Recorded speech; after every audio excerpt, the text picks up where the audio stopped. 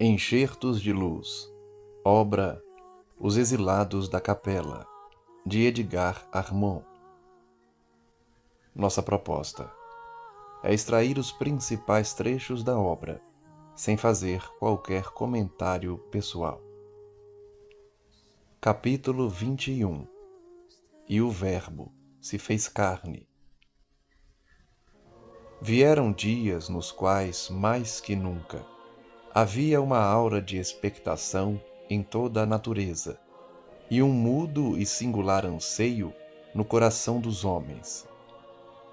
As vozes dos profetas tinham soado, advertindo todo o mundo sobre o advento miraculoso, e até mesmo o local do divino nascimento já estava determinado, como vimos por Miqueias, da Palestina, e pelo Bharta Shastram da Índia. Estava-se no século de Augusto, sob um pleno reinado de paz e de glória. Floresciam as artes, a literatura, a indústria e o comércio, e a charrua arroteava os campos fecundos, conduzida pelas mãos rudes e calejadas dos guerreiros e nativos. Na Roma imperial, os dias se levantavam e se deitavam ao esplendor bárbaro e fascinante das diversões infindáveis dos anfiteatros repletos, e sob a segurança das multidões apaziguadas pelo aroma do pão de trigo, bendito e farto, que não faltava mais em nenhum lar, o César sobrevivia. Saturado de glória efêmera e apoiado nas suas legiões invencíveis, e senhor do mundo, recebia indiferente e entediado as homenagens e as reverências de todas as nações que conquistara. A ordem romana, a lei romana, a paz romana, sem contestadores, imperavam por toda parte. Uma intuição maravilhosa e profunda de alguma coisa extraordinária que estava para acontecer, que modificaria a vida do mundo. Olhos interrogadores se voltavam de contínuo para os céus, perscrutando os horizontes em busca de sinais e evidências desse acontecimento surpreendente que se aproximava. As sibilas, oráculos e adivinhos eram consultados com mais frequência, e os homens idosos de mais experiência e bom conselho eram procurados e ouvidos com mais respeito e reverência. Foi quando Virgílio escreveu esta profecia memorável que tão depressa viria a ter cumprimento.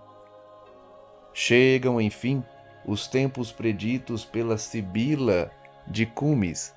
Vai-se abrir uma nova série de ciclos. A Virgem já volve ao reino de Saturno. Surgirá uma nova raça, um novo rebento desce do alto dos céus.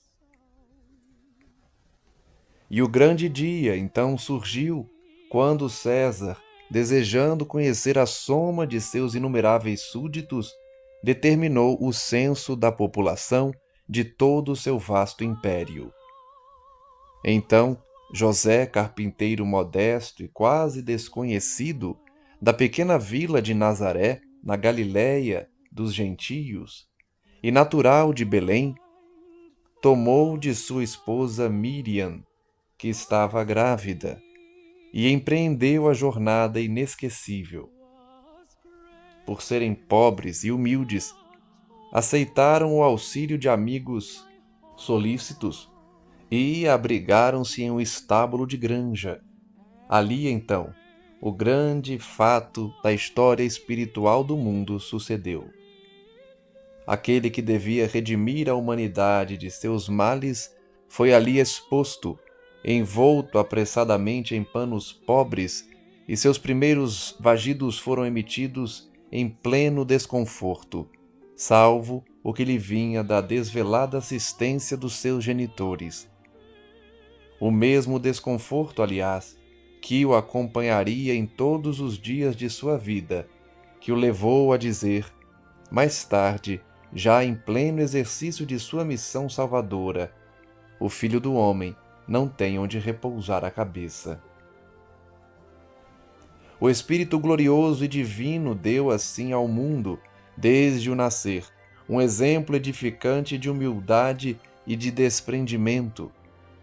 O desejado de todos os povos, o reclamado por todos os corações e anunciado por todos os profetas, em todas as línguas do mundo, então conhecido, nasceu, assim, quase ignorado, numa casa humilde, para que o Evangelho, que ia mais tarde pregar, de renúncia e de fraternidade, recebesse dele mesmo, desde os primeiros instantes, tão patético e comovente testemunho. Emocionante momento esse. A estrela dos sacerdotes caldaicos se levantara no horizonte, o Verbo se fizera carne e, descendo à terra, habitara entre os homens. E a ampulheta do tempo, nesse instante, marcou o encerramento de um ciclo que teve início, como já vimos, com a depuração espiritual do mundo, após a comunhão de espíritos do céu e da terra, a queda de uns servindo à elevação de outros, visando a unidade, que é a consumação fundamental da criação divina.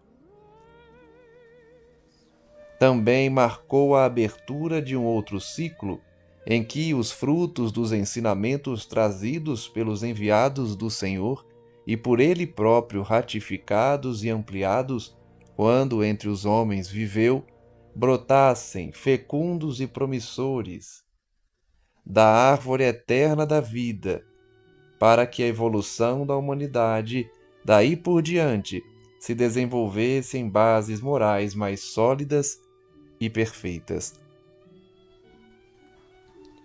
A promessa feita nos páramos etéreos da capela estava, pois, cumprida. Ele desceu, o divino Senhor, ao seio ignaro e impuro da massa humana terrestre, para trazer o auxílio prometido, para redimir com sua presença, sua exemplificação e seus ensinamentos sublimes as duas raças de homens, a da capela e a da terra, que no correr dos tempos mesclaram, confraternizaram e partilharam os mesmos sofrimentos, angústias e esperanças. Capítulo 22. A passagem do milênio. Atingimos o último ciclo.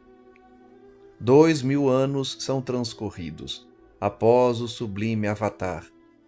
Entretanto, eis que a humanidade vive agora um novo período de ansiosa e dolorosa expectativa.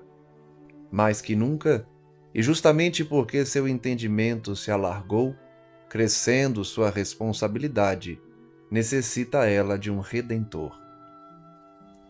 Porque os ensinamentos maravilhosos do Messias de Deus foram, em grande parte, desprezados ou deturpados. Os homens se desviaram por maus caminhos e se perderam nas sombras da maldade e do crime. Como da primeira vez, os degredados e seus descendentes deixaram-se corromper pelas paixões e foram dominados pelas tentações do mundo material. Sua inteligência, grandemente desenvolvida no transcorrer dos séculos, foi aplicada na conquista de bens perecíveis. Os templos dos deuses da guerra, transferidos agora para as oficinas e as chancelarias, nunca mais, desde muito, se fecharam, e a violência e a corrupção dominam por toda a terra. O amálgama das raças e sua espiritualização na unidade, que era a tarefa planetária dos exilados, não produziram os desejados efeitos, pois que parte da humanidade vive e se debate na voragem nefanda da morte, destruindo-se mutuamente, enquanto muitos dos filhos da terra ainda permanecem na mais lamentável barbárie e na ignorância de suas altas finalidades evolutivas. Pode hoje o narrador repetir como antigamente: "E viu o Senhor que a maldade do homem se multiplicara sobre a terra." Gênesis, capítulo 6, versículo 5. Agora, ao nos avizinharmos do encerramento deste ciclo, nossos corações se confrangem e atemorizam. Tememos o dia do novo juízo, quando Cristo, sentado no seu trono de luzes, pedir-nos contas de nossos atos. Porque está escrito, para se cumprir como tudo o mais se tem cumprido: o Filho do Homem será o juiz. Pois, como o Pai tem em si mesmo a vida, concede também ao Filho possuir a vida em si. Igualmente deu-lhe o poder de julgar, porque é o Filho do Homem. João, capítulo 5, versículo 22 e 26 a 27. Não virá ele, é certo, conviver conosco novamente na terra, como nos tempos apostólicos, mas, conforme estiver presente ou ausente em nossos corações, naquilo que ensinou e naquilo que essencialmente ele mesmo é, a saber, sabedoria, amor e pureza, assim seremos nós apartados uns dos outros. De tempos em tempos, periodicamente, a humanidade atinge um momento de depuração, que é sempre precedido de um expurgo planetário, para que dê um passo avante em sua rota evolutiva. Estamos agora vivendo novamente um período desses, e nos planos espirituais superiores já se instala o Divino Tribunal. Seu trabalho consiste na separação dos bons e dos maus, dos compatíveis e incompatíveis com as novas condições de vida que devem reinar na Terra futuramente. Passarão para a direita os espíritos julgados merecedores de acesso, aqueles que, pelo seu próprio esforço, conseguiram a necessária transformação moral. Os já então incapazes de ações criminosas conscientes, os que tiverem dominado os instintos da violência pela paz, do egoísmo pelo desprendimento, da ambição pela renúncia, da sensualidade pela pureza. Todos aqueles, enfim, que possuírem em seus perispíritos a luminosidade reveladora da renovação, esses passarão para a direita. Poderão fazer parte da nova humanidade redimida.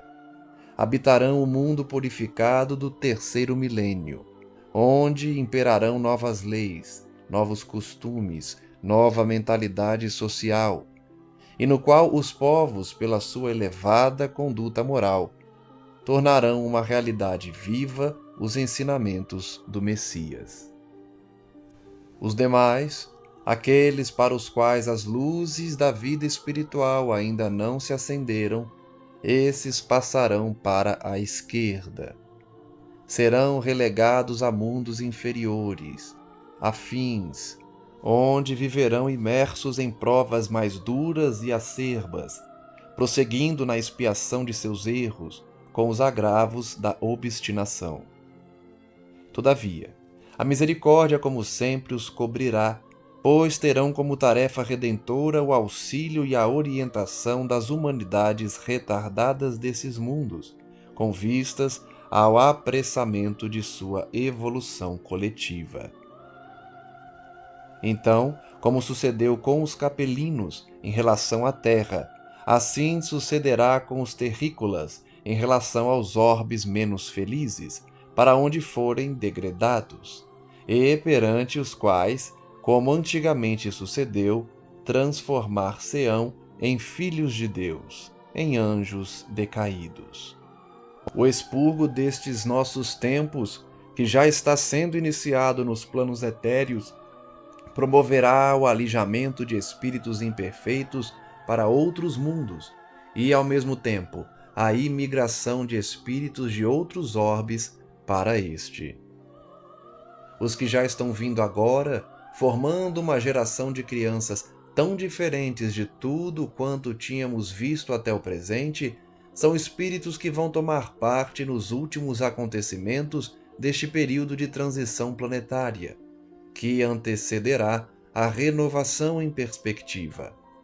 Porém, os que vierem em seguida serão já os da humanidade renovada, os futuros homens da intuição, formadores de nova raça, a sexta, que habitará o mundo do terceiro milênio. Já estão descendo à Terra os espíritos missionários, auxiliares do Divino Mestre, encarregados de orientar as massas e ampará-las nos tumultos e nos sofrimentos coletivos que vão entenebrecer a vida planetária nestes últimos dias do século. Lemos no Evangelho e também ouvíamos, de há muito, a palavra dos mensageiros do Senhor, advertindo que os tempos se aproximavam, e caridosamente aconselhando aos homens que se guardassem do mal, orando e vigiando, como recomendara o Mestre. Mas agora, essas mesmas vozes nos dizem que os tempos já estão chegados, que o machado já está posto novamente à raiz das árvores, e os fatos que se desenrolam perante nossos olhos estão de forma evidente comprovando as advertências. Que ninguém, pois, permaneça indiferente a estes misericordiosos avisos, para que possa, enquanto ainda é tempo, engrossar as fileiras daqueles que no próximo julgamento serão dignos da graça e da felicidade da redenção. O Sol entrará agora no signo de Aquário. Este é um signo de luz e de espiritualidade, e governará um mundo novo, onde, como já dissemos, mais altos atributos morais caracterizarão o homem planetário, onde não haverá mais lugar para as imperfeições que ainda hoje nos dominam, onde somente viverão aqueles que forem dignos do título de discípulos do Cristo em espírito e verdade. O novo ciclo, que se chamará o Reino do Evangelho, será iniciado pelos homens da sexta raça e terminado pelos da sétima. E em seu transcurso, a Terra se transformará de mundo de expiação em mundo regenerado.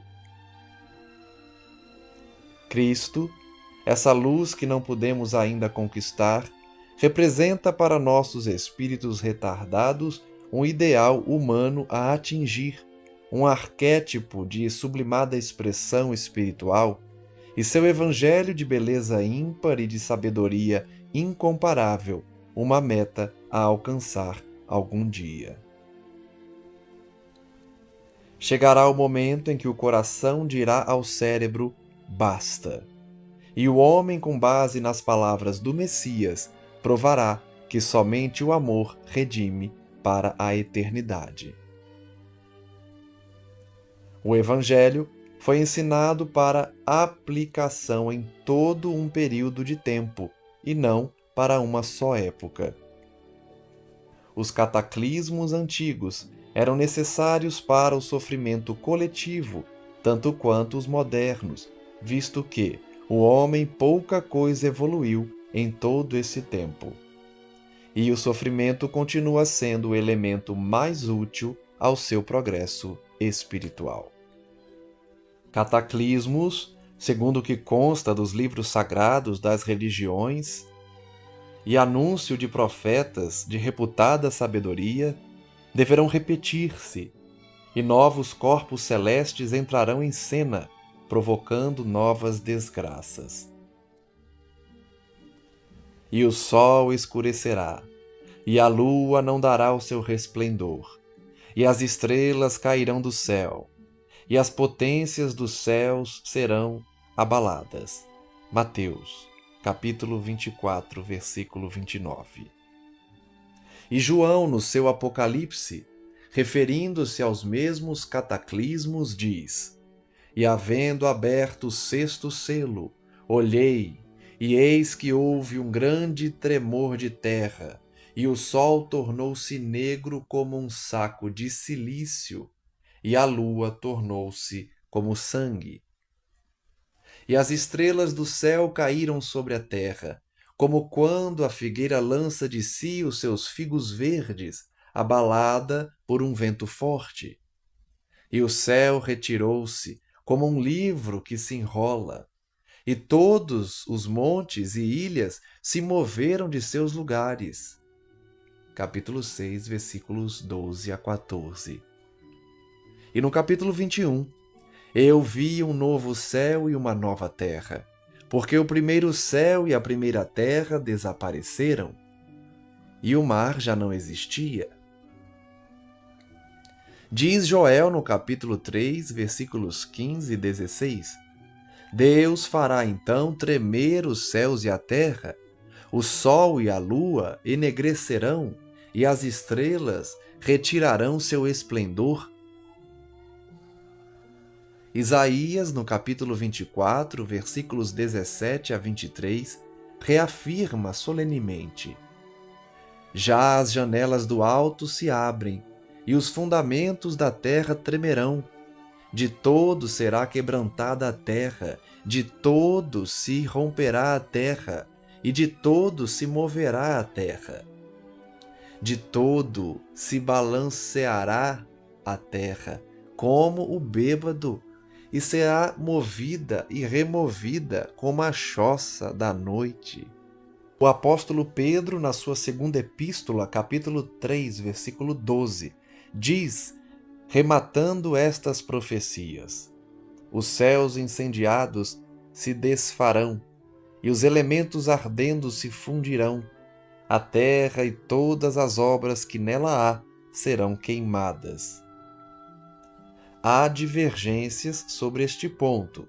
Grupos de cientistas creem na volta dos glaciários, mas preferimos o abrasamento da profecia como já sucedeu na Atlântida, onde aconteceu depois o resfriamento. Nostradamus, o célebre médico e astrólogo francês, falecido em 1566, vemos que ele confirma séculos depois as profecias israelitas, acrescentando-lhes detalhes impressionantes. Quanto ao aparecimento de um cometa perigoso, diz ele: quando o Sol ficar completamente eclipsado, passará em nosso céu um novo corpo celeste, que será visto em pleno dia. Aparecerá no setentrião, não longe de Câncer, um cometa. A um eclipse do Sol sucederá o mais tenebroso verão que jamais existiu, desde a criação até a paixão e morte de Jesus Cristo, e de lá até esse dia. E prossegue: uma grande estrela por 7 dias abrasará. Nublada fará 2 sóis aparecerem. E quando o corpo celeste for visto a olho nu, haverá grande dilúvio, tão grande e tão súbito que a onda passará sobre os Apeninos. E em seguida, o Sol, escondido e eclipsado por Mercúrio, passará para um segundo céu. Ao aproximar-se da Terra, o seu disco aparecerá 2 vezes maior que o Sol, e os planetas também aparecerão maiores e baixarão de grau. Uma grande translação se produzirá, de tal modo que julgarão a Terra fora de sua órbita e abismada em trevas eternas. A lua, escurecida em profundas trevas, ultrapassa seu irmão na cor da ferrugem. Por causa da lua dirigida por seu anjo, o céu desfará as inclinações com grande perturbação. Tremerá a terra com a modificação, levantando a cabeça para o céu. Quer dizer, a aproximação da lua influirá para que a Terra perca a inclinação atualmente existente de 23 graus e 28 minutos sobre a eclíptica, voltando à posição vertical. E isto, como bem se percebe, trará tremendas alterações sobre a disposição das terras e das águas sobre a crosta. Embora as previsões alarmantes de Nostradamus, com respeito a catástrofes e verticalização do eixo da Terra, esta última foi considerada uma utopia, de tradições muito antigas, pelo astrônomo francês Camille Flammarion. Em Astronomia e Astrologia, Hélio Amorim. Em busca de um equilíbrio perfeito nas estações, já o poeta inglês John Milton, no poema Paraíso Perdido, canto 10, fala do mito de Adão e Eva e dos anjos mandados pelo Senhor que empurravam com força o eixo do globo para o inclinarem. Ouçamos agora uma voz profética do espaço em mensagens mediúnicas. Mensagens que constam da obra Mensagens do Astral, Ramatiz, editora Freitas Bastos, páginas 34 a 39, e que divergem em alguns pontos de natureza científica com a realidade dos fatos e concordam em outros. O expurgo que se aproxima será feito em grande parte com auxílio de um astro 3.200 vezes maior que a Terra. Ainda não existe confirmação quanto ao citado astro, astronomicamente falando, nem quanto ao seu tamanho, mesmo porque o autor se refere à sua aura etéreo-astral,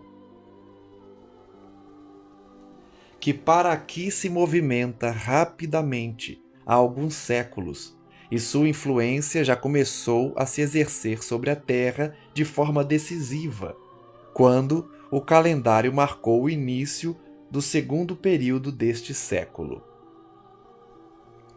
Essa influência irá aumentando progressivamente até esta época. Essas são épocas consideradas críticas sob o ponto de vista de alterações climáticas, tanto quanto de crises socioeconômicas, que será para todos os efeitos o momento crucial desta dolorosa transição. Como sua órbita é oblíqua em relação ao eixo da Terra, quando se aproximar mais, pela força magnética de sua capacidade de atração de massas, promoverá a verticalização do eixo, com todas as terríveis consequências que este fenômeno produzirá. Por outro lado, quando se aproximar, também sugará da aura terrestre todas as almas que afinem com ele no mesmo teor vibratório de baixa tensão. Ninguém resistirá à força tremenda de sua vitalidade magnética. Da crosta, do umbral e das trevas, nenhum espírito se salvará dessa tremenda atração e será arrastado para o bojo incomensurável do passageiro descomunal. Passados os tormentosos dias, os polos se tornarão novamente habitáveis e a terra se renovará em todos os sentidos, reflorescendo a vida humana em condições mais perfeitas e mais felizes. A humanidade que virá habitá-la será formada de espíritos mais evoluídos, já afiliados às hostes do Cristo, amanhadores de sua seara de amor e de luz, evangelizados, que já desenvolveram em apreciável grau as formosas virtudes da alma que são atributos de discípulos. Milhares de condenados já estão sentindo na crosta e nos espaços a atração terrível, o fascínio desse abismo que se aproxima, e suas almas já se tornam inquietas e aflitas. Por toda parte do mundo, a paz, a serenidade, a confiança, a segurança desapareceram, substituídas pela angústia, pelo temor, pelo ódio. E haverá dias muito próximos em que verdadeiro pânico tomará conta das multidões, como epidemias contagiantes e velozes. Voltemo-nos, pois, para o Cristo, enquanto é tempo. Filiemo-nos entre os que o servem, com humildade e amor, servindo ao próximo, e abramos os nossos corações amplamente, amorosamente, para o sofrimento do mundo, do nosso mundo. Estas revelações diferem muito pouco do que foi previsto por Nostradamus e outros. Um dos pontos diferentes é no afirmar que a verticalização do eixo terrestre será promovida pela aproximação de um planeta, quando Nostradamus afirma que o será pela Lua. Ouçamos agora a ciência do mundo atual. Segundo revelações novas, provindas do mesmo plano, o começo crítico desses acontecimentos se dará em 1984. Considerando a época em que tais mensagens foram escritas, em torno de 1950, as previsões se confirmaram, uma vez que 1983 e 84 foram anos muito críticos para o clima do planeta, com muitas enchentes e secas, tanto quanto para a economia mundial. Mas como são revelações que vêm através da mediunidade, muita gente, inclusive espíritas, não lhes dão muita atenção. Mas sucede que agora a própria ciência materialista está trazendo seu contributo e confirmações, sobretudo na parte referente às atividades astronômicas e geofísicas. No fim deste século, o clima em todo o mundo estará mais quente, o nível dos oceanos estará mais elevado e os ventos mudarão de direção. É esta a conclusão a que chegaram os cientistas do Observatório Geofísico de Leningrado, atual São Petersburgo, na Rússia, depois de estudarem matematicamente as tendências das mudanças climáticas ocorridas até agora na Terra. Dizem eles que com o aumento da temperatura da atmosfera terrestre no fim do século, as calotas polares terão retrocedido, diminuído consideravelmente, e haverá modificações na distribuição das chuvas. Estes prenúncios científicos destacam justamente os pontos mais marcantes das previsões espirituais que têm sido reveladas aos homens encarnados pelo plano espiritual, através de médiuns de confiança que asseguram a necessária autenticidade das comunicações. Estamos no princípio das dores, e um pouco mais, os sinais dos grandes tormentos estarão visíveis no céu e na terra, não havendo mais tempo para tardios arrependimentos. Nesse dia, quem estiver no telhado, não desça a casa, e quem estiver no campo, não volte atrás. Evangelho de Lucas, capítulo 17, versículo 31. E enquanto nossos olhos conturbados perscrutam os céus, seguindo aflitos a réstia branca de luz que deixa na sua esteira a linda capela, o orbe longínquo dos nossos sonhos reboa ainda aos nossos ouvidos, vindas das profundezas do tempo, as palavras comovedoras de João, nos repetindo: Ele era a luz dos homens, a luz resplandeceu nas trevas, e as trevas não a receberam. João capítulo 1, versículos 4 e 5. Por isso é que permanecemos ainda neste vale expiatório de sombras e de morte, a entoar lamentosamente a nênia melancólica do arrependimento. Jerusalém, Jerusalém,